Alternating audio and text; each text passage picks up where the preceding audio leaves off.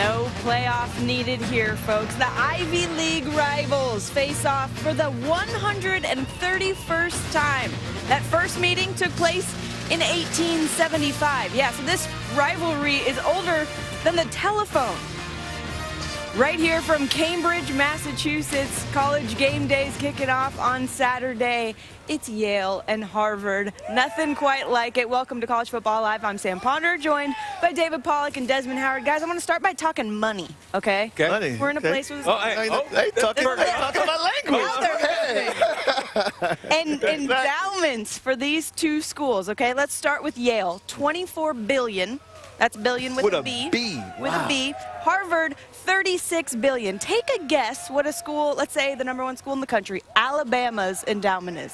Just a wild guess. Who cares? 100 million? Who cares? Those people care. 100 million. 632 million. A little bit different around here. Yeah. But speaking of money, some schools getting some money to play some of the bigger schools in the country, and that is our weekend preview served up to you by Outback Steakhouse. Yes, a few cupcakes on the slate this week. Western Carolina. That should be a good one. Yes. Oh, yeah, I can't wait for that one. Jesse and Brent on the call in that one. Kill it, boys. They're going to enjoy it. Get the can ready. They're going to be digging in deep for that one. Out west, Colorado and Oregon, BC and Florida State. You never know in that one. Oklahoma State and Baylor in the Big 12. So, Desmond, are you okay with the SEC scheduling some of these cupcake games this late in the season? No, I am not. All right. Yeah, not at all. I get it early in the season when you don't know what type of players you have. You want to schedule some cupcake games. I call it like the bakery factory. But now when you go late in November, you kind of know who your team is, and now we've got this playoff system going on. You want to jockey for a position. To me, you should get penalized for playing the game like this late in November, not taking on someone in your conference, someone in your division. I think that at this point, you shouldn't have these cupcake games. It makes no sense. Early in the season, I get it. You're still trying to figure out your personnel and all that type of stuff. But come November, why would you even want to schedule a game like this? It's almost like having a bye week because you're not going to play your starters the whole game. Well, I don't get it early in the season or late in the season. So, I mean, I don't care when you do it. It doesn't matter to me. I don't think we should do it regardless. So you don't get early in the season when you – yeah, but it's like a preseason game. To me, it's like tantamount to a preseason game. That's just how I look at it. But not everybody does it. Some people actually challenge themselves. Like the Pac-12? No, like Alabama versus West Virginia this year. They challenge themselves out of conference. I mean, those two good. I like seeing that. I like seeing Oklahoma State versus Florida State. Right. Like USC plays Alabama in a couple years. That's going to be off the chains. That's.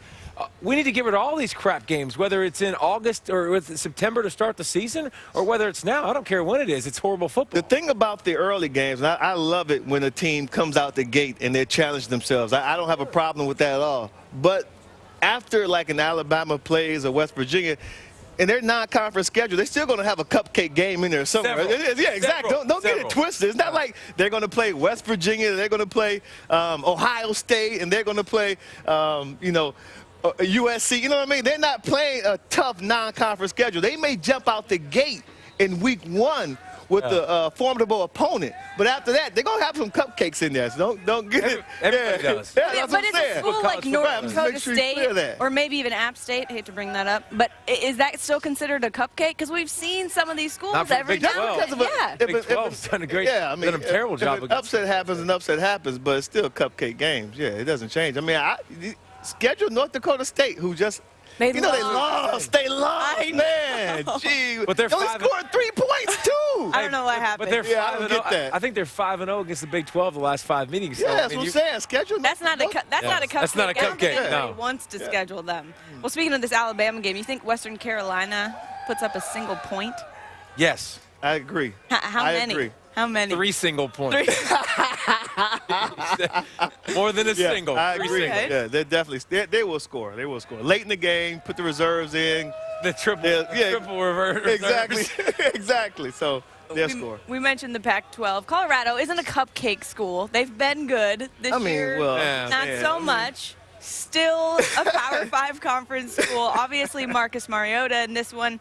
4 total touchdowns away from breaking the Pac-12 record. So over under 4 touchdowns in the first half against Colorado. But they're not a cupcake, but we're going over. This year. They're in the bakery. They may not be cupcakes, but they're in the bakery. bakery, that's for sure. I think that he'll score. I think they'll score 4 touchdowns in the first half. You got to keep in mind, speculation now. This isn't fact, but speculation is this might be Marcus Mariota's last home game. So with that being said, I know he's going to go out there. They're going to want to be very impressive. They're going to go out there and put on the show. I say in the first half, he will easily score more than 4 touchdowns. I think he'll get it in the first quarter. There you have it. I do. For real. And listen, Colorado's actually had some fight this year. They've scored some points with their quarterback being banged up. But I marvel at Marcus Mariota's consistency. It really is amazing that a guy can be that good, that effective, get hit that much, but to be number 1 in the nation in QBR. And then the last 2 years, last year he was number 2. Year before that, number 2. Like, he doesn't turn the football over. He does it all. We're going to miss him. College football is going to miss him if this is his last game. And exactly, up in Eugene. Suspect character, though, with that speeding ticket. Oh, yeah. Totally changes the way Marcus, I see him. come on. You got to know better than that. Exactly. What are you thinking, kid? Speaking of another guy who's for sure coming back to college football next year, Jameis Winston and the Bills But of course. facing BC. Yep. Do you think they have a double-digit lead in the first half? We've seen them struggle in the first half this year, David. Who? Florida State has a double-digit lead? Yeah, will they? Unless you think BC's going to. Yeah. Well, the way Florida State's played against Hey, you NC never State, know. I just didn't know if you were going with the path of history that we've seen so far.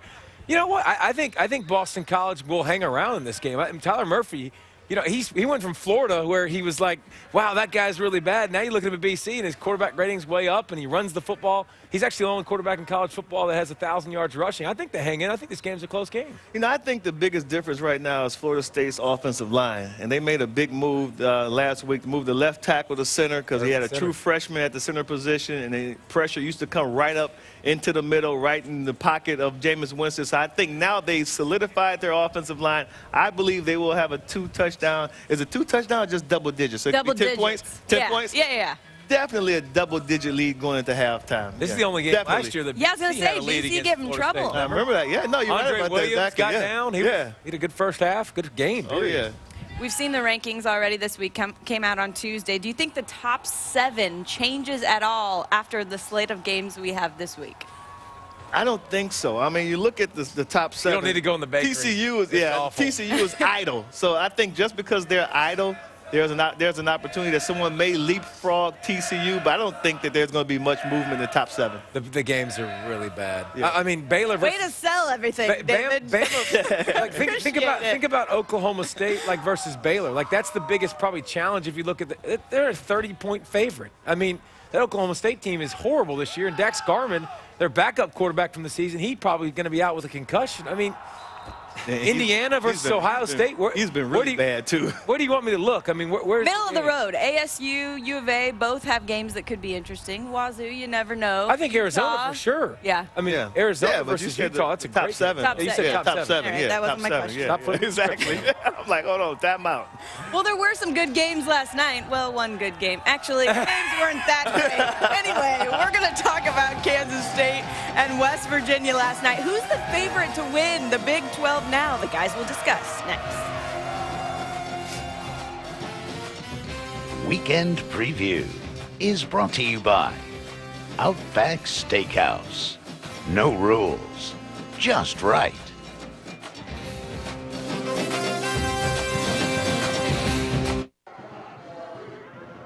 I'm your tailgate grill. Your buddy was in such a rush to get into the game, he didn't quite put me out.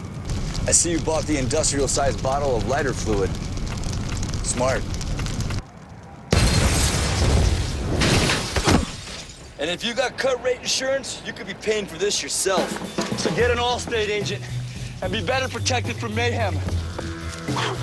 Like me. Mayhem is everywhere. Are you in good hands? Today, I'll show you some ways to get more out of your Thanksgiving meal. And I'll show you the best way to nap. When buying fresh green beans, look for this snap. That means they're really fresh. And this snap means you're really napping. Now, with your delicious Butterball turkey from Walmart, roast it upside down for the first hour. Do this for the first hour. Then flip it Ditto. for the juiciest turkey yet. Next, Oh, never mind. Walmart has everything you need for your Thanksgiving meal at unbeatable prices, guaranteed by Savings Catcher.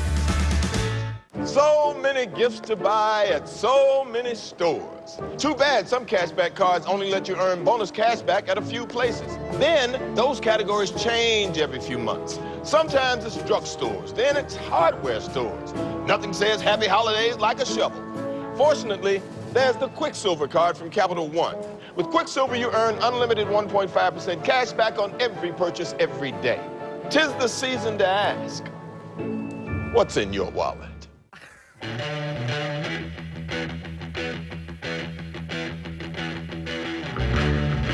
gonna give you my love. I'm gonna give you my love. Oh, want a whole lot of love. Want a whole lot of love. Want a whole lot of love. Want a whole lot of love. Dior Homme, Eau for Men, the new fragrance by Christian Dior.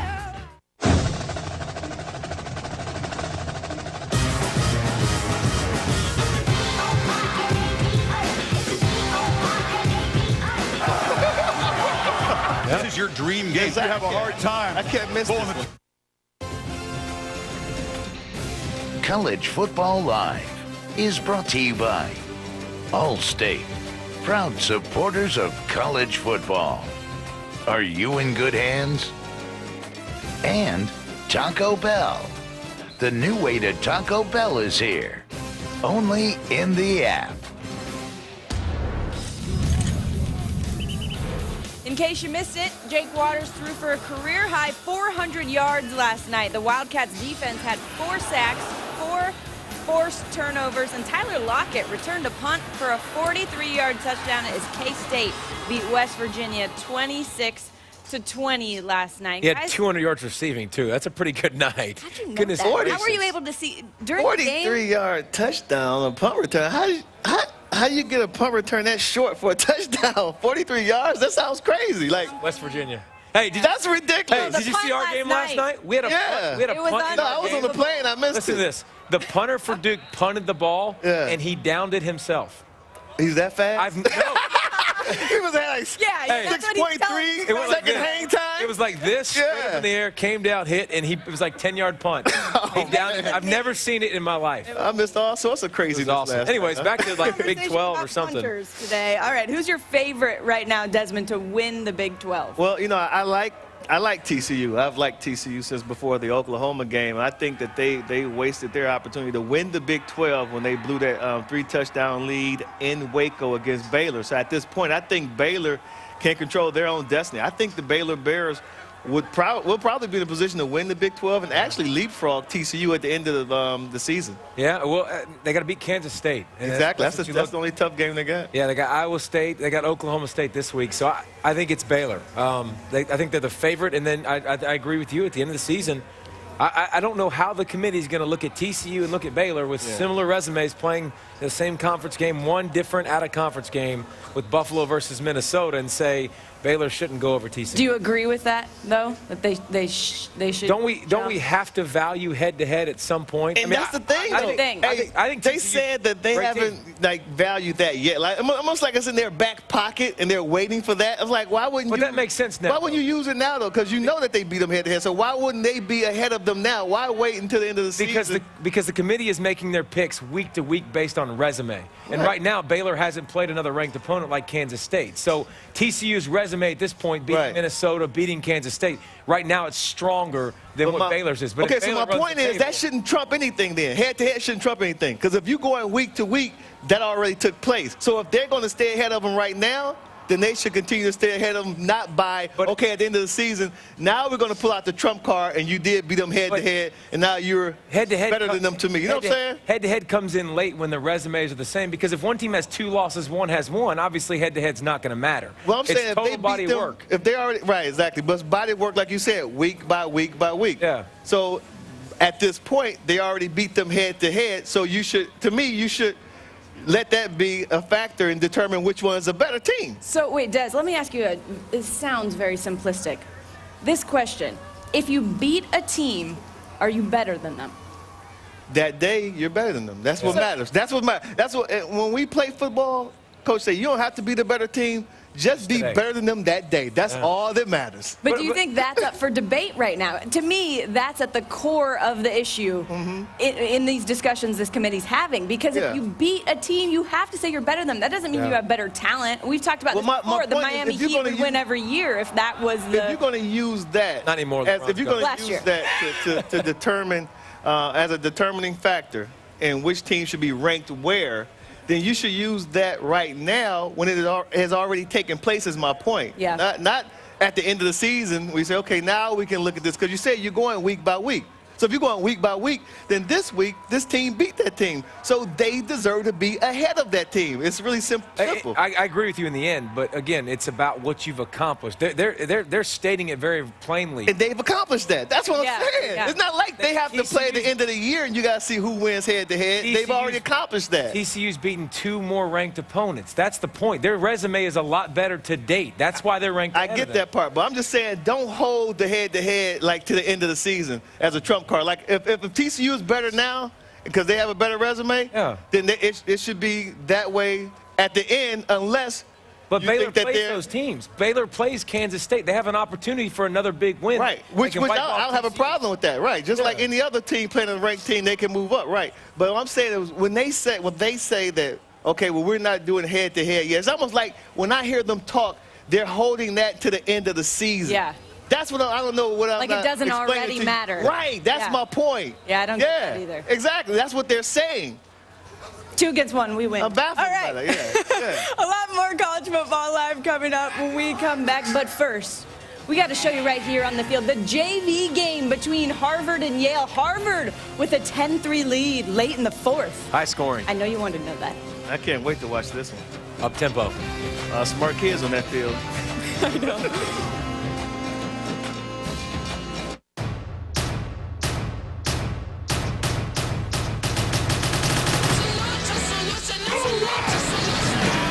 Call of Duty Advanced Warfare. Rated M for mature. Xbox One, now $349. Let's get a head start on the holidays. Let's open something before Christmas. Not that. Those. And of course, a whole lot of these. Let's make merry, along with a few other things. Deck out that. Save all these and spread more of this. That's how to holiday. Let's do this. More saving, more doing. That's the power of the Home Depot. Get 100 count clear or multicolor incandescent lights for just $1.88. Just like an interception. I bet you didn't see this one coming. Up your game with the new Fritos Chili Pizza. A large for $12. Add a mega chocolate chip cookie for just $5 more. Better ingredients, better pizza, better football. Papa John's. Kessler, touchdown USC. Peyton Jordan, touchdown Bruins. Allen in the middle, touchdown Trojans. He's in, a UCLA touchdown. USC, UCLA, Saturday at 8 Eastern on ABC. Razor, Ranger, Sportsman, Ace. There's a Polaris to match your passion. Whether you ride mud, rocks, dunes, or trails, Razor leads the way. With unequaled power, unrivaled suspension, unmatched agility, and unbeatable comfort. Perfectly combined to chase what matters. Lifelong memories with friends and family. See your dealer now for huge rebates and low financing during the Polaris Holiday Sales event. Meat sticks? Oh, yeah. Oh. Oh, yeah. Oh. Oh. Yeah. Oh, yeah. Oh, yeah. Snap into a tummy party. Snap into a Slim Jim.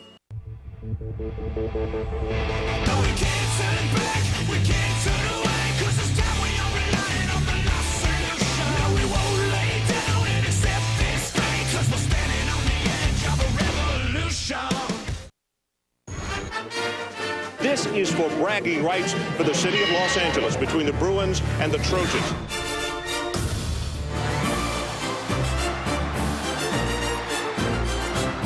And here's a gridiron thriller. Shakes off tacklers and streaks for the goal. Hands to Simpson. He's got 5 to the 40. Simpson at the 10. 5. Touchdown.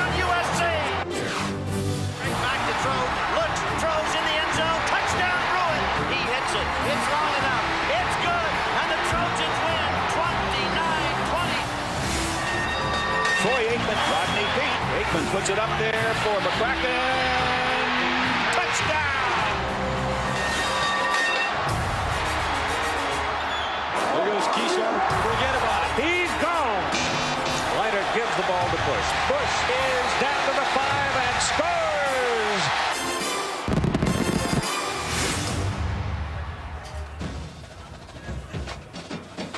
Well, that looked like fun. This one tomorrow will be a good one. Number 19 USC at number 9 UCLA. The Victory Bell Trophy on the line. We saw the Victory Bell last night, David. The real Victory Bell. Oh, I think they're going to be offended by that. The real. I don't know how that's going to go over. You didn't know which team I was talking about right there. Oh, that's true. I assume. See what I did there? Let's talk about the quarterbacks in this one. Two primetime quarterbacks. Cody Kessler hasn't gotten that much love this year. We knew about Brett Hundley coming into this year. So much hype in this game. Desmond, which quarterback you taking? I think I would go with Kessler. Cody Kessler. I think he's a much more accurate quarterback. He has a fantastic wide receiver in Nelson Aguilar.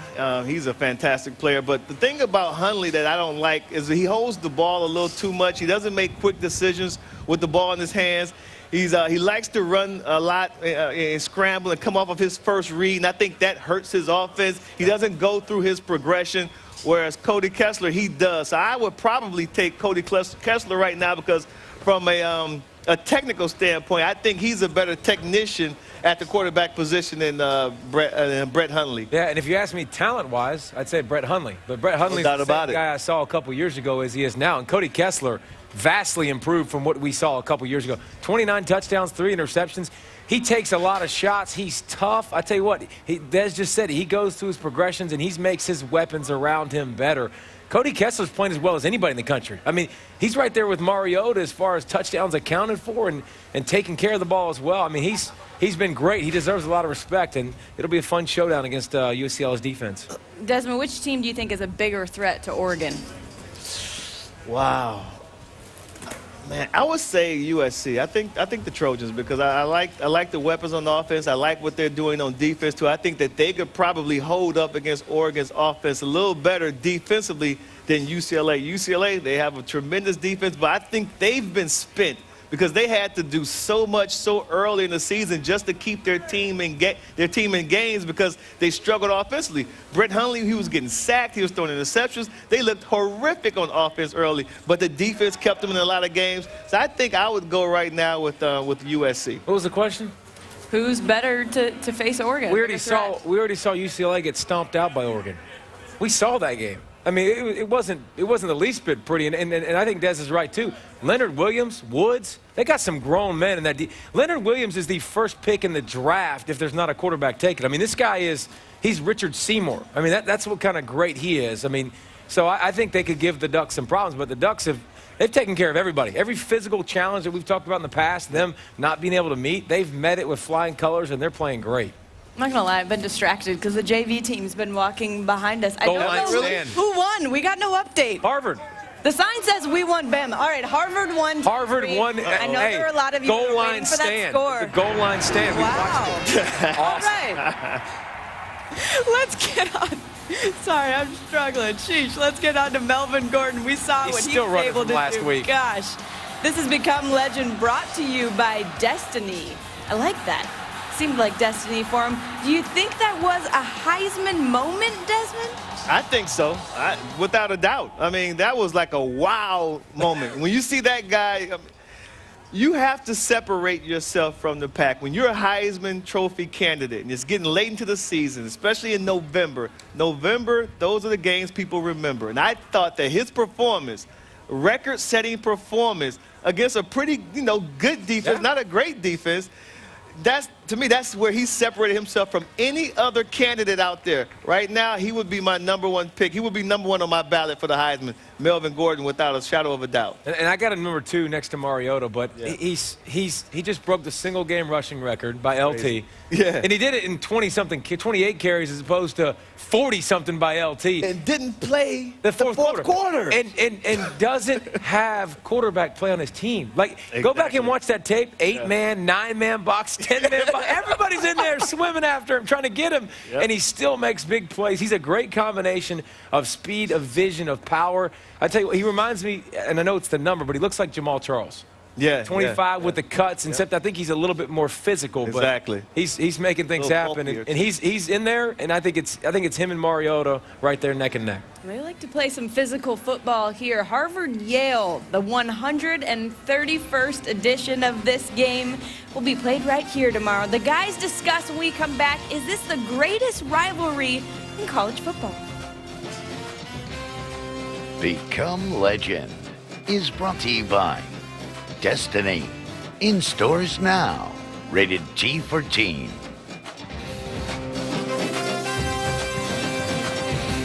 Yeah, so with AT&T Next, you get the new iPhone for $0 down. $0 down? Zilch. Nothing. Nada. Small potatoes. No potatoes. Diddly squat. A big old goose egg. The new iPhone $0 down. Zero. Zilch. Said that already. Zizzeroni. Not a thing. Zamboni. Think that's a hockey thing? You know what? Just sign us up. Okay, this way. With AT&T Next, get the new iPhone for $0 down. Now get a $150 credit for each line you switch.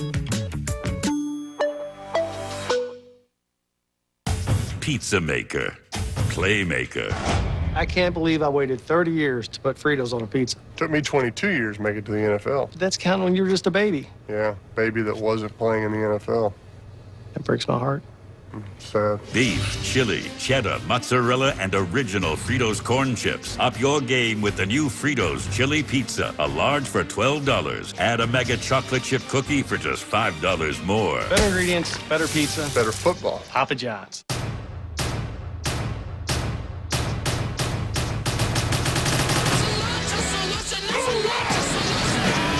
Call of Duty Advanced Warfare. Rated M for mature. Xbox One, now $349. Today, I'll show you some ways to get more out of your Thanksgiving meal. And I'll show you the best way to nap. When buying fresh green beans, look for this snap. That means they're really fresh. And this snap means you're really napping. Now, with your delicious Butterball turkey from Walmart, roast it upside down for the first hour. Do this for the first hour. Then flip it. Ditto. For the juiciest turkey yet. Next, Oh, never mind. Walmart has everything you need for your Thanksgiving meal at unbeatable prices, guaranteed by Savings Catcher. This is the dawning of a new era. Maybe one of the most revealing top 25s we've seen this year. Anybody can lose to anybody on a week-to-week basis. It's on the committee to look at the entire body of work. Forget the metrics, just who's a better team? Who have you beaten? That's what I want to see. There are all kinds of crazy things that could happen. There's a lot of big games coming up. It's going to be chaos by the time we get to December. College Football Playoff Top 25 Ranking Show, Tuesdays at 7 on ESPN. Presented by Chick-fil-A.